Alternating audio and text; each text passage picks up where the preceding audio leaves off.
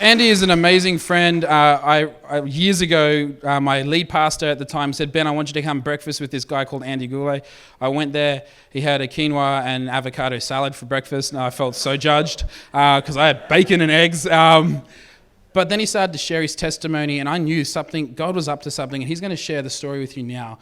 But this is where we're heading as a church. We're gonna begin to take back in love those who are isolated, those who are going through mental health, those who are lost in addictions, those who are going, why am I even in university? Those who have been in university and dropped out. We're going to start fighting for those people. And Andy knows how to do that because he's dedicated his life for it. And so I'm going to hand it over to him, but I know he's going to bless you. I know he's going to encourage and inspire us. And so open your hearts and minds, because as a church, this is where we're going.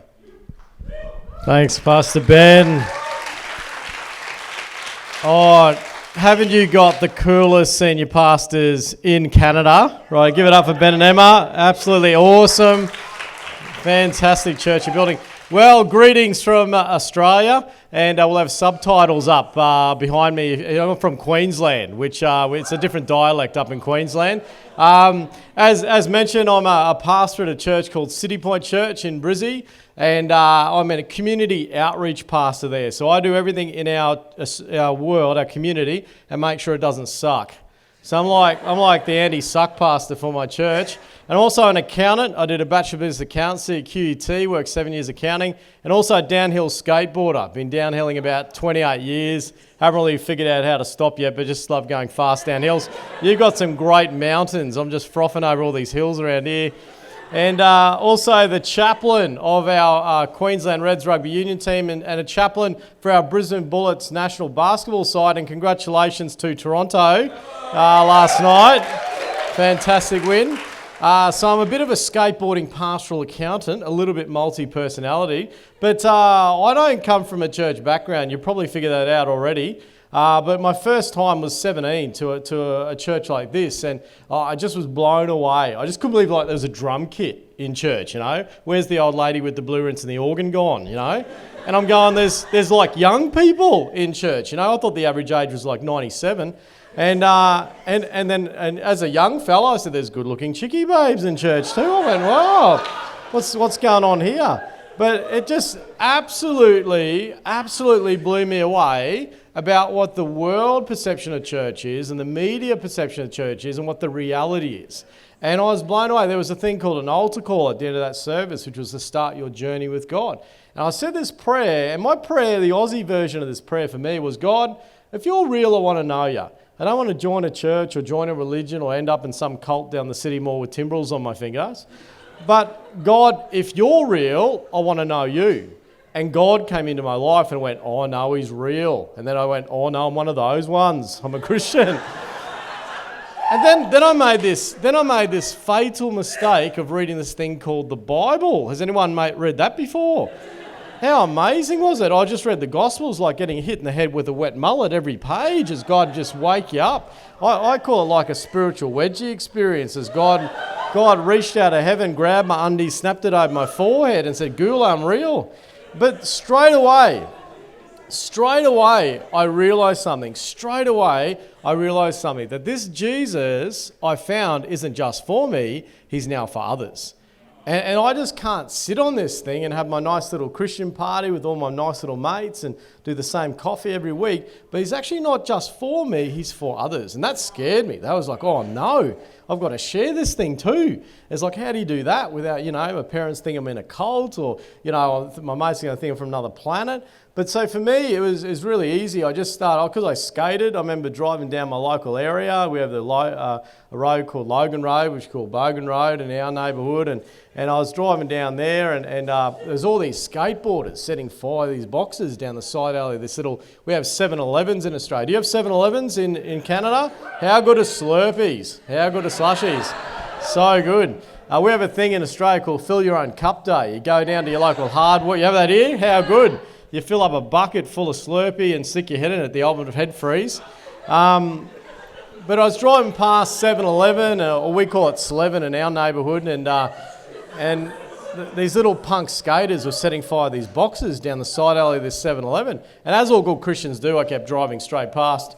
And I just felt in my heart, no, I felt God get on me, no, go back, Gourley. And good as all good Christians do, we kept ignoring God's voice and kept driving. But I got about 3.5 k's down Old Bogan Road, and finally I went, nah, I better go back. So I ripped my little Mazda 3D3 power around, and I rip into this little Slevin and wind my window down and said, boys, what are you doing? I said, nothing. I said, want to go for a skate? I said, oh, that'd be awesome, man. So I bought about 17 of these boys into my Mazda 3D3 power back in the day when you could do that. I took them off to a local skate park in our city called Pato Skate Park. But I started doing this every Friday night. I rock up to my skate park, and some nights would be 3 blokes would rock up. Other nights 35 would rock up. So I have to ring my mates from church with their vans to pick them up. I started these skateboarding clubs in my area. And we did this for the first 15 months. None of these kids asked about God or church or the seventh seal or the book of Revelations or anything like that. They were like too busy stealing change out of the centre console of my car, and they used to hide their drugs at my mate's place where I was picking them up from, and they'd find their stash and hide it somewhere else. And one night they got me in all sorts of trouble, these little punks. They feel like these water bombs while I wasn't looking, got in my car, and I'm driving down the road, and there's this old lady walking this dog on the side of the road. Out of my side mirror, I see this little skater hanging out my back window with the biggest water bomb I've ever seen. I've gone, no! And he's just launched it. I'm watching this water bomb flying through the air, clocks this lady back of the head. Dog goes that way, blue rinse goes that way. And aren't Christian stickers great on the back of your car as you go straight past? But these little punks used to get in trouble all the time. But then some started to come into the youth ministry. Like, great, how good is that footage from Pastor Ben of those young people in church? Well, some of these kids started getting attached to youth ministries and got massive changes, came out of the drugs and alcohol, out of all those sketchy situations, really bad family situations. And over the next 3 years, we started 5 of these youth clubs all around Brizzy, reaching about 120 of these kids a week, seeing heaps coming into youth ministries. But then they finished high school, and in Australia that's year 12. And when we finish year 12 in Australia, high school, we go to our spring break. It's called Schoolies Week in Australia, where they go down, they party for a whole week in our Gold Coast regions, and they hire hotel rooms and just drink the whole time. And back in the day, it was really scary, really feral, like heaps of predators down there, dragging schoolies into cars and attacking them on beaches and preying on these young kids. And it was a really dangerous sort of scene. And my skaters were going down there, and I put 5 years into them, thinking, man, I know that 5 years worth of work, Sam, come out of all the drugs and alcohol, could be blown out in 1 week through this huge party called our Spring Break Schoolies Week. So as a youth worker, as a shepherd, I said, no, I need to go down. I need to go look after my boys. I've actually got a little bit of footage of my first visit to our Schoolies Week or Spring Break in Australia. Who wants to see a little bit of footage of that? So this is my first visit to Schoolies in Australia, looking after my boys. Reenactment of a young mini-me when I had a mullet back in the day. So we'll have a look at this one. Thanks, guys. True story. Thank you. Hi, my name's Andy Gourley, aka Boss Frog. I'm here to give you the inside story on how Red Frog started. See, it all started because looking after a bunch of sketchy punk skaters up in Vegas, they were getting up to no good, but when they got to year 12, they all went to schoolies, and I went down to look after them. When I got down to the Gold Coast, I just couldn't believe how big it had gotten. Schoolies everywhere. Had a tin of VB come off a building, like smashed just a metre from me. Saw a chair come off a building into a pool. Guys doing nudie runs past you as thousands of schoolies were going past them chanting, "Let's go down the road, let's go down the road." So I went to visit my boys in the hotel room, and I went to get in, but there was a massive security guard who wouldn't let me in. I was ticked, I was spewing at him. But I sort of went down the road and I thought, no, I'm not letting this fella tell me I can't look after my skaters. So the next day, I went into the hotel manager and said, look, do you want a hand at Schoolies Week? And she goes, oh, that sounds fantastic. Takes me in her office and starts making me like cups of tea and scones. And then she goes like, how many friends can you bring down to Schoolies? Just to give you an idea, like her building was 400 17-year-olds. In every room, there's more alcohol and grog stacked up than you could chuck your nana at. And then there's more other substance floating around that you care to mention.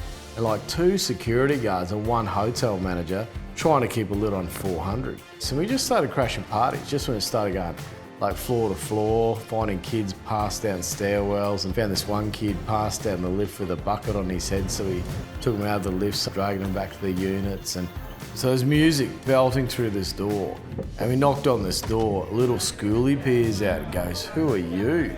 I said, oh, Hotel Chaplaincy. He goes, Hotel what? I said, yeah, hotel chaplaincy. He goes, hotel security? It was a real hassle getting into the rooms, like really difficult getting in. And so we legged it down to the local convenience store, found this massive big box of Allen's Red Frogs. And we just grabbed this big box of frogs, went straight back up to this unit, knocked on this door, little schoolie peers out. He goes, who are you? I said, oh, hotel chaplaincy. He goes, hotel what? I said, no, mate, no, do you want a red frog? He goes, oh, red frogs, they're coming in, man. And he was yelling, we got frogs. And all his mates start coming off the veranda, grabbing handfuls of these red frogs. And I'm standing here with this box of lollies going, these things are amazing. Then went to the next room, knocked on the room, it was like the naked room. All they were wearing were pots and pans and stuff. And some big unit had a saucepan full of alcohol. And he points it out, he goes, oh, drop a frog in the pond, mate, drop a frog in the pond. He said, righto, mate, there you go. So got on the phone to our workers and said, buy the Gold Coast out of red frogs right now. Went to every convenience store, every cash and carry Woolies, and we got 80 kilos of red frogs. And they just got us into every party, just straight away. Even past the big security guards that weren't letting us in. We'd rock up, they go, where you going? Can't come in here. Mate, want a red frog? Oh yeah bro, coming in bro. And then the next year the council rang me again and said, Andy, can you bring your teams back? And we brought back 45 workers the next year and went through 220 kilos of frogs. But then next year it was 90 workers and 440 kilos of frogs. Then 130 workers the next year with 880 kilos of frogs. Then the next year 1.2 tonne of Allen's Red Frogs. And then now we've gone to 24 tonne a year through all our programs, reaching 70,000 schoolies in over 17 locations. We talk to 52,000 Year 12s in our high school education program. We're now one of the largest support networks for schoolies in Australia. It's also one of the largest support networks in universities in Australia, as well as now music festivals, sporting events, and overall our programs, it's around 1.2 million Aussies we deal with a year. Why? Because I ride a skateboard, and took some kids skateboarding 3 hours a week. And it's amazing like the power of little things, Little things over a long period of time become big things if you're consistent. People think that they can't make a difference, that the issues are too big, and they don't realise that if everyone does just something, that all adds up to some big impact in life. And so it's just an amazing honour to now champion this amazing movement called Red Frog with thousands of volunteers that are involved every year. And it's just one of my greatest honours and greatest privilege to still be involved with all these young champions coming through, doing far bigger stuff than what I ever did at their age. And mate, it is an absolute privilege. There you go. Red Frogs, they now give candy to children for a living. 24 tonnes of Allen's Red Frogs. They're like Swedish fish lollies, if you have them over here. That's what they look like, or that's what they taste like. So now 70,000 schoolies we look after in 17 locations, with about 459 different churches involved of all different denominations. We talk to 59,000 in high school education programs leading up to schoolies. We look after 800,000 in music festivals around Australia. And then also sporting events as well. We're contracted by Cricket Australia to do all our big MCGs and big stadiums there that have 80,000 in them. And we're monitoring the bays when they start to fire up, and we're on comms with security. And they go, when the drinkers start to fire up, they go send in the froggies. And we go down with the water backpacks, rehydrating them, hitting with sprayers, putting sunscreen on them. It's actually dropped evictions in grounds in our nation up to 40% around Australia for big sporting events as well. But our big one is actually universities. What spring break or schoolies is for us is just pre-orientation week or pre-O week. And that's where all the students come in and study or pretend to study for 3 years of their life. And so for us, we had 3 students come to our church that lived on a halls of residence or a resident dorm. And you got a lot of students moving into your city that don't know anyone here, come from international countries as well, and live in this place all together in big groups. And we had three students come to our church like that. And I gave them a lift home from a church service like this one night, started playing tennis up in their uni-res dorm, and they invited me back to the uni-res. And has anyone lived on a uni dorm here, or a uni residence, or been a part there? Yeah, fantastic. You guys definitely know what I'm talking about. This is my first experience at a uni resident in Australia. And it was a 5-level one, and I walked into the lift, and my feet are sticking to the lift floor going, what's going on here? Go, oh, that's from our goon party last night. And in Australia, they mix this cheap wine and beer in this big bin called a goon, and it just spills everywhere and makes all the floors sticky. So I got out of the lift with my shoes still stuck in there. Go to throw something in the bin, and they go, oh, not that bin, mate, that's our goon bin for mixing that goon in. I went, all right, buddy. Then I walked down the corridor, and a guy walks out of the chick's shower wearing nothing but a towel. I'm going, this is like spring break, but it's like all year. Then I had a look at the first week of this uni residence, like their floor party, their lane party, their pub crawl, their club crawl, their gender bender, then their toga. I thought, how do you get orientated in a place like that without drinking like a fish and trying to sleep with everything that moves? And there's this incredible pressure almost in our culture to say you must drink to fit.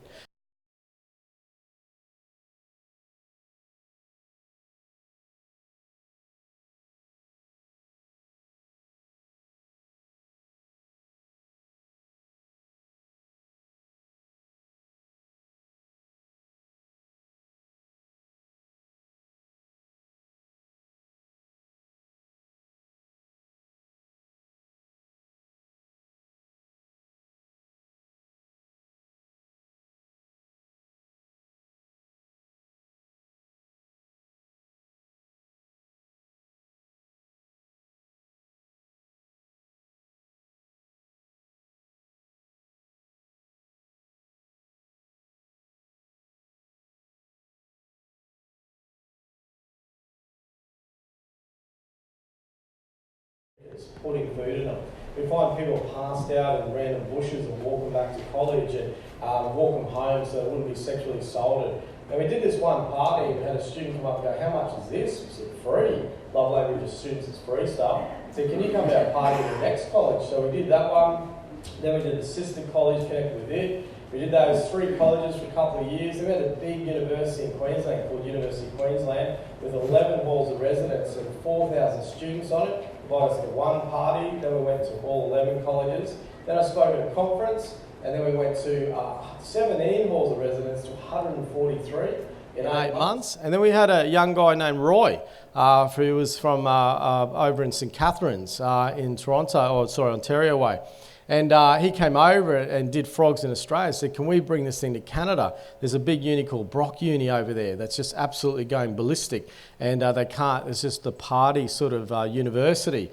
And so he started in Brock Uni and did all the hydration stations, walk-home teams. We do coffee crawls instead of pub crawls. We do games nights on colleges, preload pancakes in their drinking sessions to put food in them. Again, a whole heap of alternative programs. Did that in Brock Uni, absolutely took off. Then went to London, Waterloo, Hamilton, Toronto, up to Winnipeg, Montreal, Edmonton, here in Vancouver Island, now 18 cities in Canada, and now 9 countries around the world. Well, 1.3 million uni students. Why? Because I gave 3 students a lift home from church.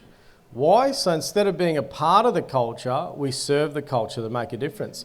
You know, if we want a generation, there's some really easy things we can do. I love Matthew 20:28. It says this, Jesus didn't come to be served, but to serve and give his life for ransom for many. You know, a lot of people aren't going to listen to your message till they see it lived in you first. And then if we want to win a generation, we serve a generation. So if you want to win a nursing home, you serve a nursing home. You want to win a high school, you serve a high school. You want to win a workplace, you serve a workplace. You want to win a university, you serve a university. So Jesus set up a great example in his life that if we want to win a generation, we serve a generation. So I just want to leave a couple of tips with you this morning on how I believe we can make an impact in our world. Who knows our world has a few needs? Who knows families are under a bit of attack? Who knows young people are under a bit of attack with drugs and alcohol, mental health issues? Who knows we've got a great answer in what we have? Who's stoked you're a Christian today? Who's so glad God reached out of heaven and grabbed you and pulled you, out of the fire and grabbed and pulled you out of your old life into this. And so I want to give you a couple of tips today on how we can impact our world for good and for God. Amen? Awesome. Can I just say you're in a great church? How good's this church? How amazing is this church? It's one of the most picturesque churches I've ever seen. Okay, top tips from the Boss Frog this morning on how to impact your world for good and for God. This is a really deep one. You'll need to do Bible college to work this one out. Okay, my philosophy to make a difference is doing something is better than nothing. Doing something is better than nothing. Imagine this, if everyone in this room just does one thing this year. Everyone in this room just does one thing. What an incredible impact that would be in our society, in your community, in Vancouver. But can I ask you this morning, what's in your hand? What's in your hand this morning?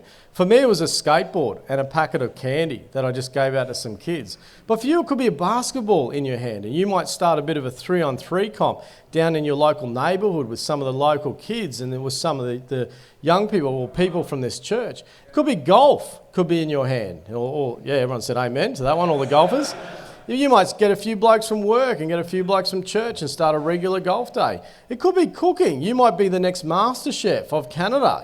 Cooking might be your gift. You might start baking 100 of the best muffins known to mankind and take it to the guys that want to start a uni ministry in this town. There's a resident here of 300 students just up the road.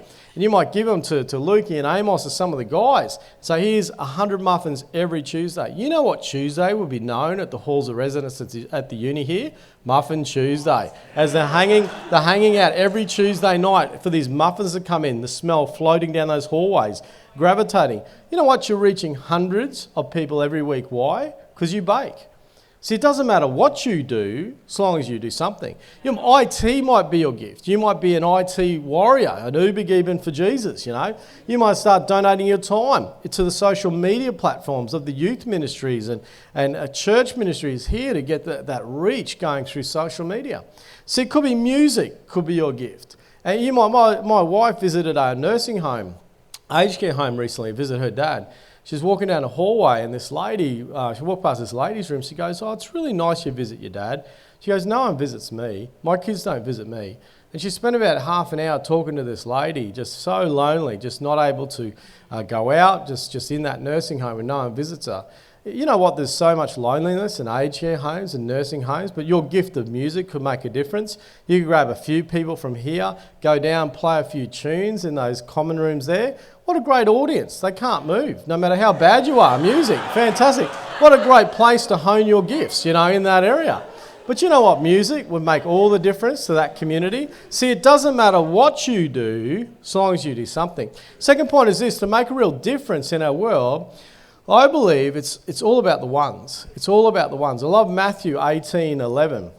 It talks about leaving the 99 to find the one. So we've got a saying in Frogs, in the hundreds you serve, there are ones for you. There's 100. Who would love to see this church double? Who'd love to see the youth ministry double? You know what? It's not hard if we all just love on one. It's not hard if we just love on one.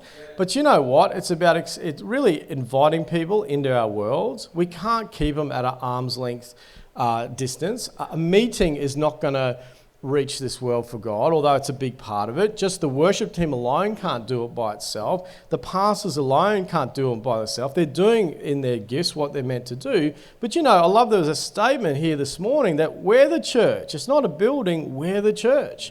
And I take that responsibility that I am the church. So if my church sucks, that's not the pastor's fault, it's my fault. What am I doing about it? Because I am the church, it's the people here. And we need to start opening up our homes. The best evangelist in your house is actually not actually you, it's actually your fridge. Did you realise that? As you invite people around for dinners and meals.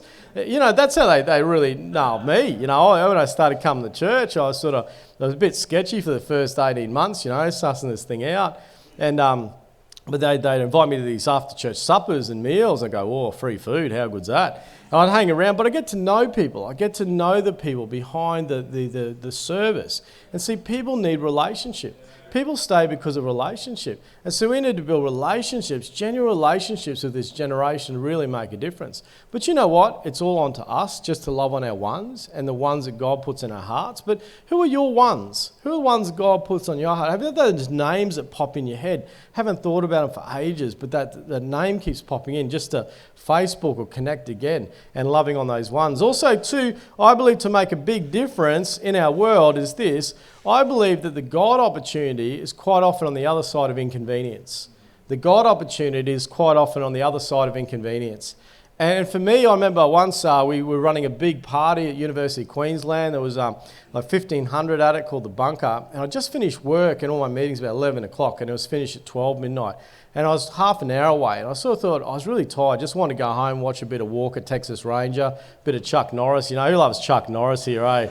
You know, when Chuck jumps into a lake, Chuck doesn't get wet, the water gets Chuck.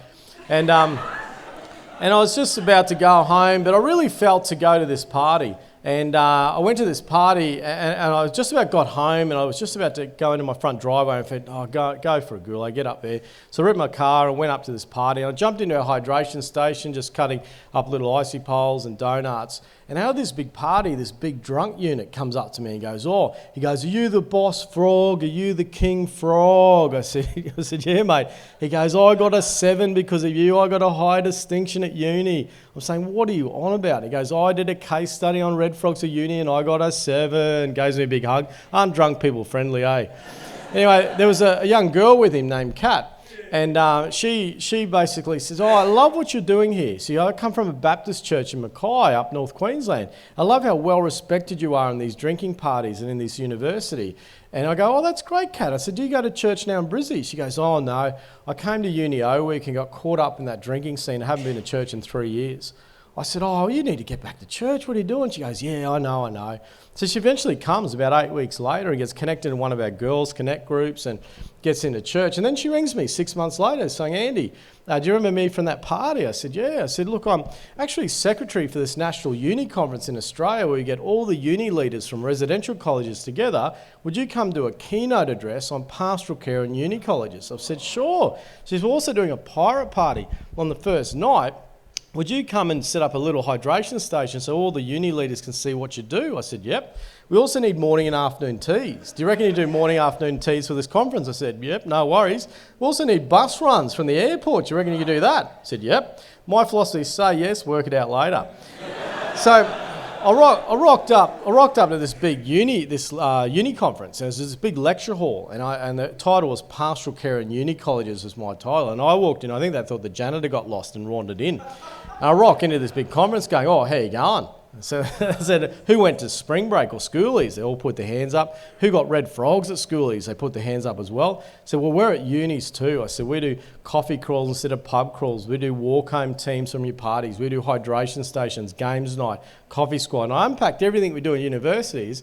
And after that 45-minute session, went from 17 halls of residence to 143 in 8 months. And then into South Africa, into New Zealand, Malaysia, doing frat houses in the US, Canada here now as well.